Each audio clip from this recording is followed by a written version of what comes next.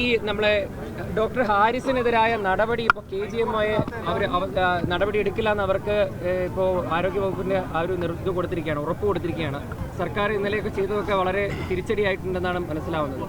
എന്താണ് ആ വിഷയത്തിൽ പറയാനുള്ളത്? കേരളത്തിൻ്റെ ആരോഗ്യരംഗം ഗുരുതരമായ തകർച്ചയിലാണ് എന്ന് ഏറ്റവും സത്യസന്ധനായ സേവന തൽപരനായ ഡോക്ടർ ഹാരിസ് ഹസൻ നടത്തിയ വെളിപ്പെടുത്തൽ സർക്കാരിനെ പ്രതിക്കൂട്ടിലാക്കിയിട്ടുണ്ട്. അതിന് പരിഹാരമുണ്ടാക്കുന്നതിന് പകരം ഭരണത്തിൻ്റെ ദുസ്വാധീനത്തിൽ അദ്ദേഹത്തെ ഭീഷണിപ്പെടുത്തിയും പീഡിപ്പിച്ചും വരുതിയിൽ നിർത്താനാണ് കേരളത്തിലെ ഗവൺമെൻറ് ശ്രമിച്ചത്. മുഖ്യമന്ത്രി തന്നെ അതിന് നേതൃത്വം നൽകി. എന്നാൽ ഏത് അന്വേഷണ പ്രഹസനവും എത്ര തന്നെ നടത്തിയാലും, എന്ത് മോഷണത്തിൻ്റെ ആരോപണം ഉന്നയിച്ചാലും അദ്ദേഹം നിരപരാധിയാണ്, സത്യസന്ധനാണ്. അദ്ദേഹം പറഞ്ഞ കാര്യങ്ങൾ വസ്തുനിഷ്ഠമാണ്. അത് കേരളത്തിലെ ജനങ്ങൾ ദൈനംദിന ജീവിതത്തിൽ അനുഭവിക്കുന്ന ദുരിതങ്ങൾ തന്നെയാണ്. ആരോഗ്യ മേഖലയുടെ ഗുരുതരമായ പ്രതിസന്ധി അത് ഒഴിവാക്കപ്പെട്ടിരിക്കുന്നു. അതിനെ മറച്ചുവെക്കാൻ ഗവൺമെൻറ് എന്ത് നാടകങ്ങൾ നടത്തിയാലും, എത്ര അധികാര ദുർവിനിയോഗം നടത്തിയാലും അവർക്ക് സാധിക്കുന്നതല്ല. ജനങ്ങൾ ഡോക്ടർ ഹാരിസ് ഹസൻ്റെ കൂടെയാണ്. UDF കോൺഗ്രസ് പാർട്ടി അദ്ദേഹത്തിന് എല്ലാ പിന്തുണയും പ്രഖ്യാപിക്കുന്നു. KGMIക്കും മറിച്ചൊരു നിലപാട് സ്വീകരിക്കാൻ കഴിയില്ല. ഡോക്ടർമാരുടെ ആ തീരുമാനത്തെ ഞങ്ങൾ സ്വാഗതം ചെയ്യുന്നു. അവരോടൊപ്പം കേരളത്തിലെ ജനങ്ങളുണ്ട്, കോടിക്കണക്കിന് ജനങ്ങളുണ്ട് എന്ന കാര്യം ഞങ്ങൾ വ്യക്തമാക്കി. ഇന്നലെ ഡോക്ടറെ സംശയത്തിൽ നടത്തുന്ന വലിയൊരു പ്രസ് മീറ്റാണ് ആരോഗ്യവകുപ്പിന്റെ ഭാഗത്തുനിന്ന് ഉണ്ടായത്.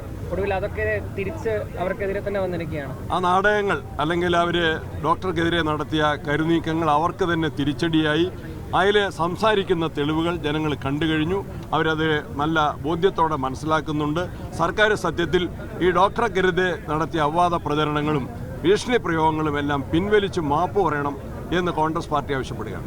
തൃശ്ശൂരിലെ വോട്ടർ പട്ടികയുമായി ബന്ധപ്പെട്ട് രാഹുൽ ഗാന്ധിയുടെ വെളിപ്പെടുത്തലിന് ശേഷം ആ രൂപത്തിൽ DCC ഉൾപ്പെടെ രംഗത്ത് വരുന്നുണ്ട്. KPCC ആ ഒരു തരത്തിലുള്ള ഇനിഷ്യേറ്റീവ് എടുക്കുന്നുണ്ട്. അത് രാജ്യത്തൊട്ടാകെ ജനാധിപത്യ പ്രക്രിയയിൽ നമ്മൾ അഭിമാനം കൊള്ളുമ്പോൾ അതിലേറ്റവും പ്രധാനപ്പെട്ടത് സ്വതന്ത്രവും നീതിപൂർവമായ തെരഞ്ഞെടുപ്പാണ്. ഞങ്ങൾ വ്യക്തമാക്കിയിട്ടുണ്ട്. ആ തെരഞ്ഞെടുപ്പിൻ്റെ ഏറ്റവും അടിസ്ഥാന ഘടകം കൃത്യമായ വോട്ടർ പട്ടികയാണ്. അർഹതയുള്ളവർ മാത്രം പട്ടികയിൽ പേര് ചേർക്കപ്പെടണം, അർഹതയില്ലാത്തവർ പട്ടികയിൽ ഉണ്ടാകാൻ പാടില്ല. എന്നാൽ രാജ്യത്തെ നടുക്കിയ സംഭവവികാസങ്ങൾ കഴിഞ്ഞ പാർലമെൻറ്റ് ഇലക്ഷനിൽ ഉണ്ടായിട്ടുണ്ട്. അതിനുശേഷമുള്ള സംസ്ഥാന തെരഞ്ഞെടുപ്പുകളിൽ ഉണ്ടായിട്ടുണ്ട്. അത് കോൺഗ്രസ്, പ്രത്യേകിച്ച് പ്രതിപക്ഷ നേതാവ് ശ്രീ രാഹുൽജി ആ കാര്യങ്ങൾ നേരത്തെ ഉന്നയിക്കുന്നതാണ്.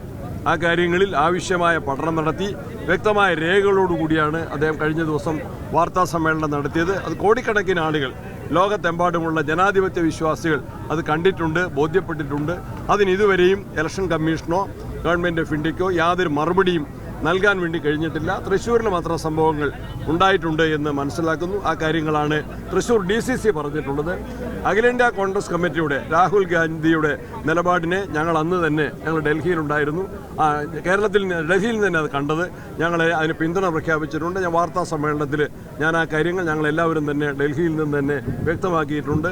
രാജ്യത്തെ ജനങ്ങൾ, കോൺഗ്രസ് പാർട്ടി മാത്രമല്ല, ജനാധിപത്യ വിശ്വാസികൾ ആ കാര്യത്തിൽ പൂർണ്ണമായിട്ടും രാഹുൽ ഗാന്ധിയോടൊപ്പമാണ്. മാധ്യമങ്ങളും അതിൻ്റെ കൂടെ നിൽക്കുന്നു. ഞങ്ങൾ പ്രത്യേകം നന്ദി പറയുക.